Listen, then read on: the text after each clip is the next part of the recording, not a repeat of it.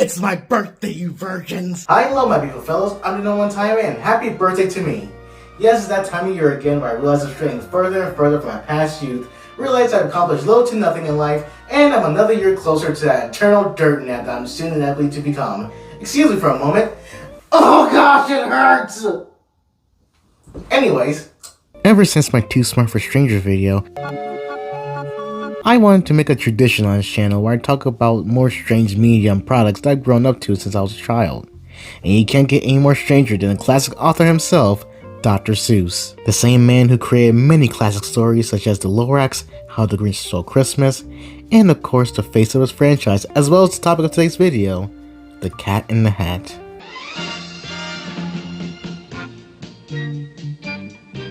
With splendid songs, great style of animation, and teaching kids everywhere that it's fun to have fun as long as you know how. This book has touched the hearts of millions over the years, so I figured I'd give it the credit that it deserves. So, let's take a look at the anime version of The Cat in the Hat. I'm doing a review, you have to come back later. I said I'm doing a review, you have to come back later, please. This better be important. Unless Mariah Carey's covering a camera on my doorstep, I am not interested.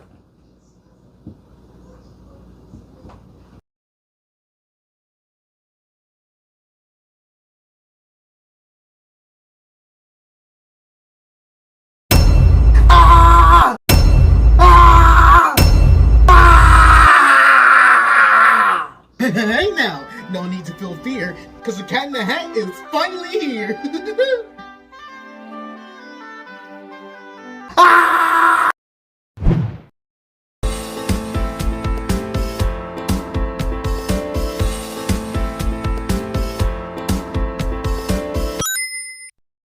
There was this cat I knew back home where I was bred. He never listened to a single thing his mother said. He never used a litter box, he made a mess in the halls. That's why.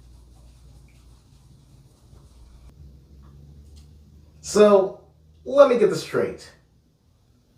You're the Cat in the Hat. As close as the budget can be. And you're here because I want you to spread the word about my movie. And why would I want you to do that?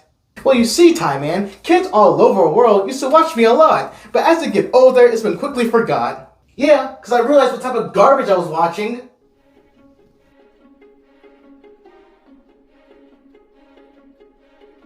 Released in 2003, DreamWorks' version of this beloved story was released in theaters.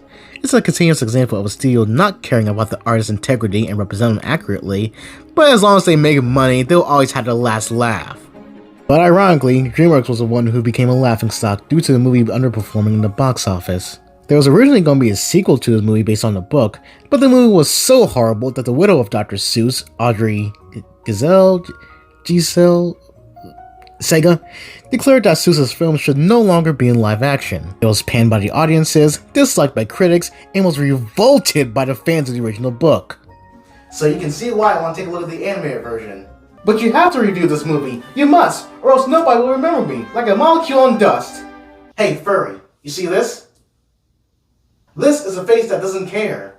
Well, I had a feeling you'll object and not understand me, so either review this movie or say bye-bye to your knees.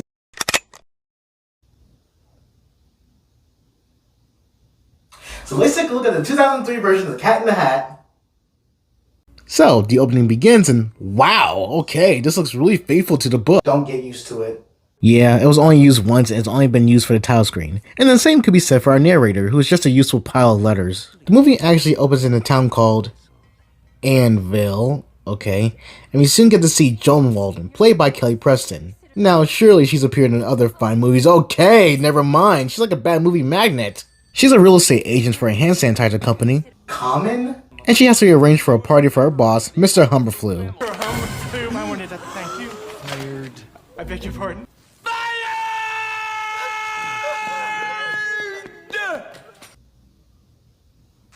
Joke! We soon cut to the house where Joan's kids live. We're now introduced to Coconut Side's head Conrad and the Mentos gum commercial Sally, played by Spencer Wrestling and Dakota Fanning. Mentos, the fresh maker. One's an uncontrollable rule breaker, and the other's a controlling neat freak. I'm saying this so that the movie can force down their moral down to your throat. But don't worry, I'm sure their acting will help their shallow character types. Mom, I know you're angry, but there's something you need to know. This was all Sally's fault. This is all my fault. I'm such an idiot. Mom, you can make cupcakes out of anything. Wow, that is so cool. Where did you come from? Oh, I'm sorry. It's just that their performance was so boring and bad that I actually want to watch paint dry. I think that one's a little wet. But that's not the only character we see. In comes Joan's boyfriend from next door, Larry, played by Alec Baldwin. He wants to marry the mom and send Conrad to military school, which I actually agree with. Yep, that's a big red flag if I want the antagonist to succeed. All Conrad does in this movie is cause trouble and be irresponsible. He literally and figuratively does the exact opposite of what people tell him, messes up the house, especially a party that can get his mom fired, and just acts like a total dick in the film. Look at this scene here, where not only did he blow up at his mother, actually, it's kinda hard to tell, the acting is so horrible, but then he stated that he wished that he never had Joan as a mom. I wish I could trust you. I wish I had a different mom. Well, sometimes I wish the same thing. Gee, I wonder why they're sending him to military school. Oh, come on. You wanted to add a little more drama between the kid and the mama. Yeah, but why? There's already a moral to the original story, a unique one at that. A little rule breaking can be fun as long as it doesn't get carried away. Something that's understandable but also relatable. But that doesn't work here because the boy is way out of control and the girl is too much of a neat freak. And having this family quarrel alongside the other morals would cause the movie to be cluttered and confusing. But we had to, in order to keep a longer running time. But if that's the case, then why make it into a movie at all? Why can't it be a 30 or 40 minute special? Bah! That doesn't matter, because we have more movie to splatter! So, just like in the book, the mother leaves, it starts to rain, and the kids are left with a babysitter. And then gets immediately forgotten about. Oh, who am I kidding? I'm sure this actress won't be remembered in any movie after this. Oh my gosh, she was in those? You should have seen the look on your face. It was like you saw a monster. A monster? Where?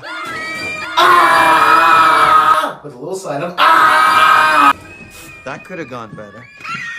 And now, Internet, it's time to play my favorite game, Why Doesn't This Work? Okay, straight to the point, the freaking costume.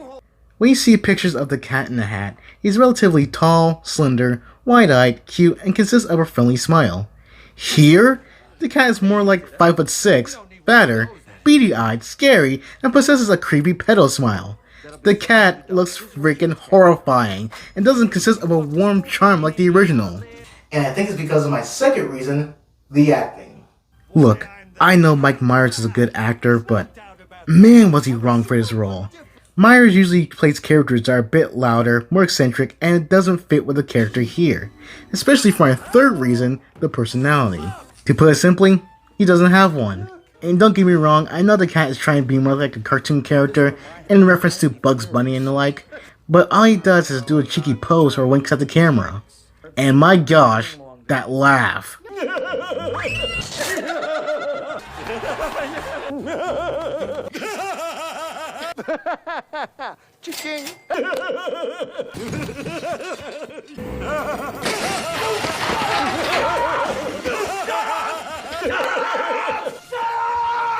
Who is this? That's my mom.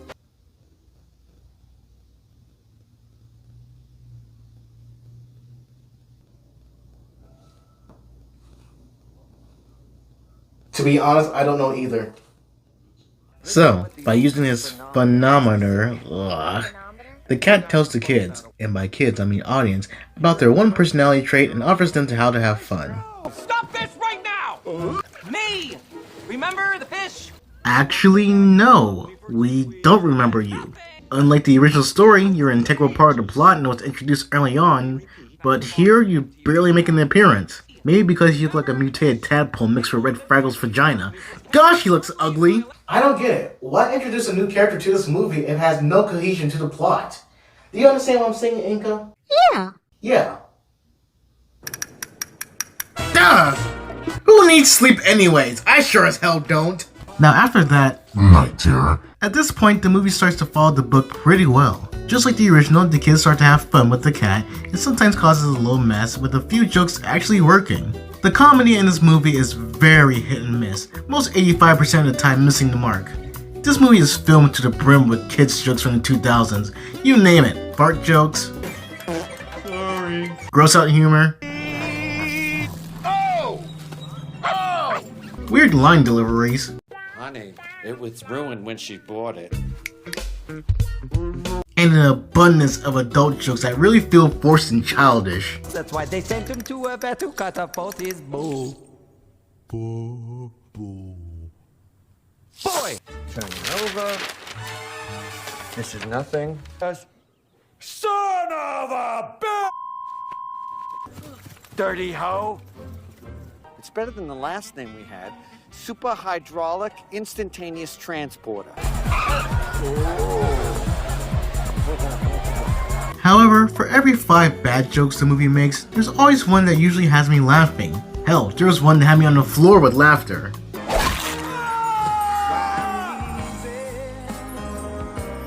Yeah. Scream and run. Down, Chipper!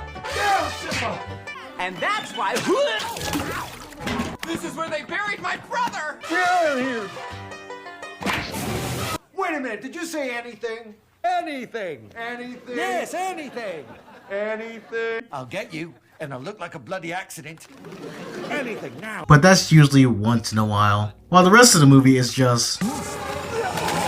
But wait, my little friend, we got more installed for you. Just wait till we introduce Thing 1 and Thing 2. Ah yes, the cat accidentally messes up the kitchen, so he brings in the classic dynamic duo.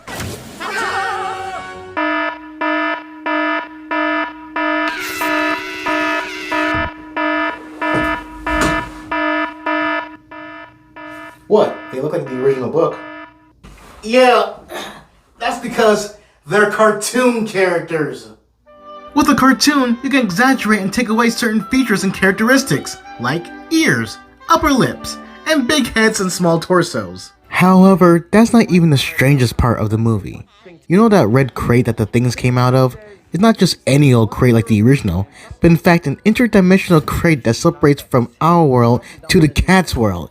And if it stays open, chaos will ensue and could possibly destroy our world.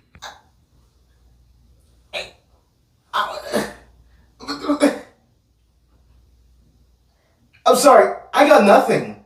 Like, every time I try to think of a question, my brain just soft reboots. Like, screw it, just put them on the screen. Like, I don't even know anymore. So the cat tells Conrad not to unlock the crate while the things cause havoc around the house. While Sally and Conrad and Sally...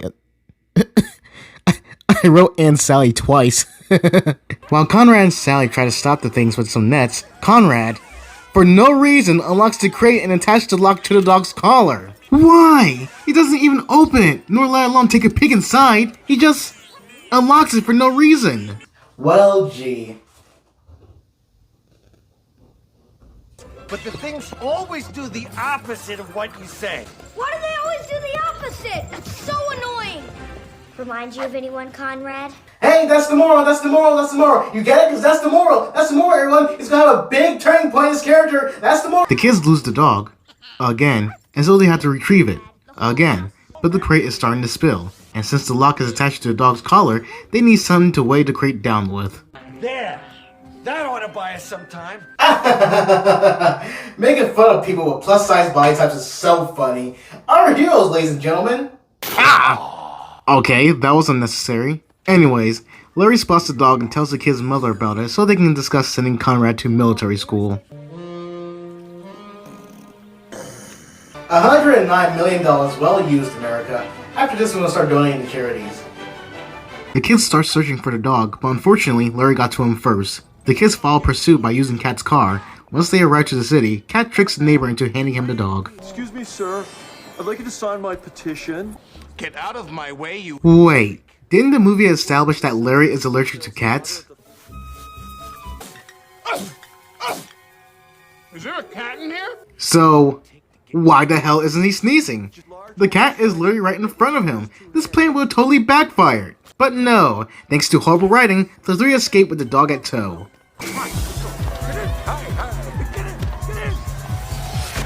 What the hell am I watching?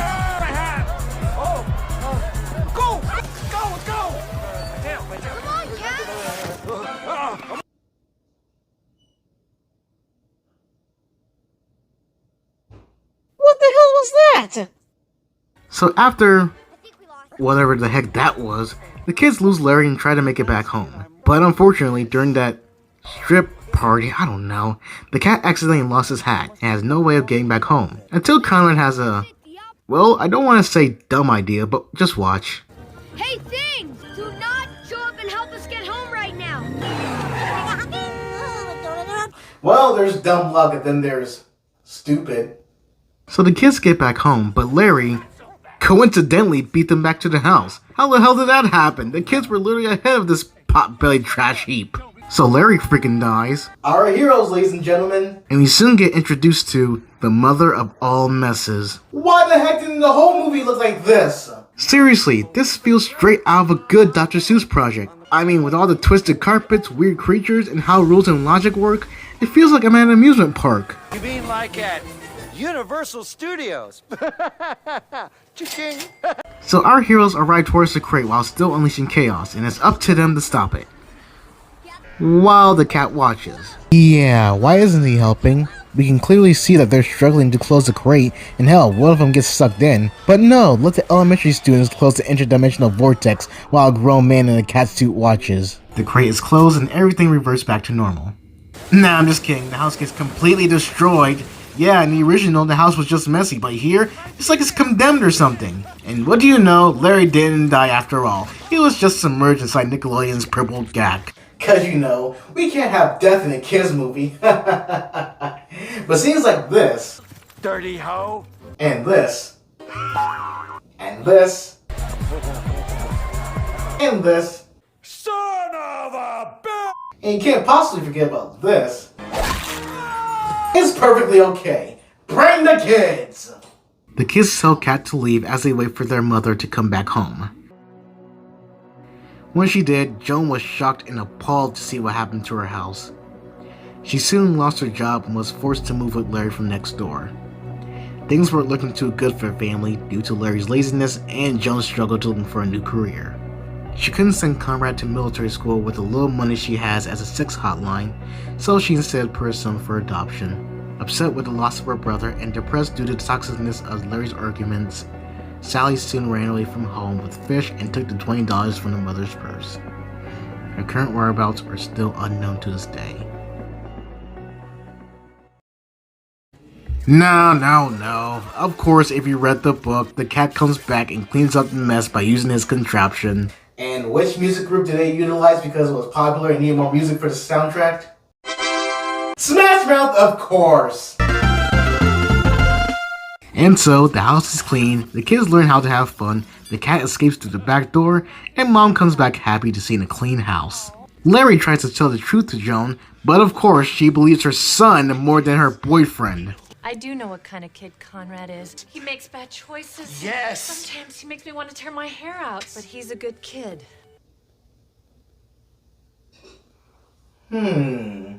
This was all Sally's fault. I asked you to do one thing today, Conrad. Keep the house clean.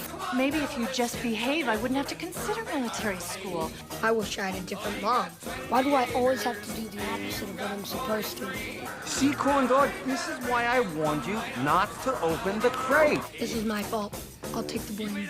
My own urine's more sweeter than your piss stain of a son. Our heroes, ladies and gentlemen, they destroy their home, lie to their mother, ruin a perfectly good relationship, and take no consequences of their actions. Up yours. Thanks, but mostly up yours. And so, our movie ends with Joan hosting the party and soon after spends some time with the kids, while the cat heads off to the sunset. Well, Ty, depending on what you see, is there anything wrong with my movie?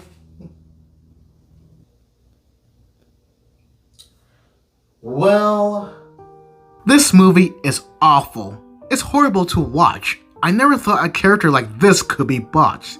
A few jokes made me laugh and allowed me to cut loose, but at the same time they're about as funny as a strangled goose. From gross out to performance to uncomfortability, insults your intelligence to the lowest degree. The story is horrible, the characters have no charm, the costume and CG looks ugly as a rusty old barn.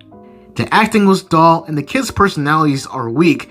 It's sad that I was rooting for the villain instead of this pipsqueak. I'm not a big Seuss fan, I've read the books when I was young, but when he got it right, there was magic being undone. The stories were creative, unique, timeless lessons to be taught. This movie is cluttered and cliched, and I'm glad it's being forgot. I still have memories of watching it, and it can be fun to riff, but all in all, this movie is a big pile of Happy Snowman. So that's it, huh? I'm just a faded memory? What do you mean? Well, look at films like The Hobbit or The Great Gatsby. People remember the movies more so than the book. But since my film is so bad, I'm just not overlooked.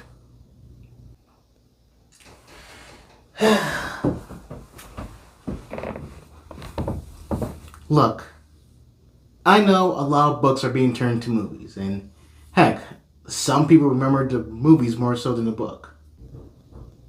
Is this supposed to help me? Because it's really not working. What I'm getting at is, nobody's gonna forget about you. You're still beloved, you're still timeless, and people will still remember you years later. Sometimes kids, and hell, even adults still read these stories and pass it down to their other kids and friends. And do you know why they made this movie in the first place? Money? Yes! They were trying to make money instead of make a movie. And that's where they've messed up. Instead of making something that's timeless, they've gone with the easy route. The lazy route. Do you think Seuss wrote his stuff to be popular? No! He wrote his stuff because that's what he wanted to see. That's what he wanted to write. It was his creativity.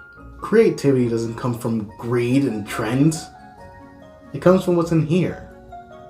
And besides, do you want people to remember you from this? Or do you want them to remember you for this? And this? And even this? A true classic never dies. Some people need to remember how great you are. You know time, my guy? You're right. Thanks to you, I feel spread to the daisy. Now get your ass out there and show the world how great you are, man. I will. Thank you. Goodbye.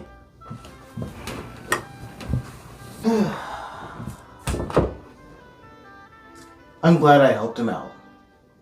Well, as always, I'm the one time man. Hope you had a great time watching this video, and always remember to... Just one more thing. Ah! My knee! Ah! I'm still crazy!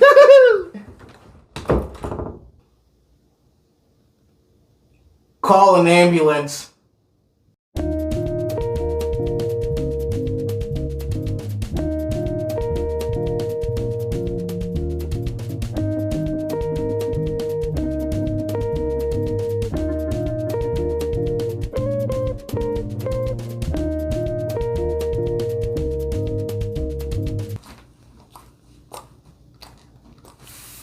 Don't judge me.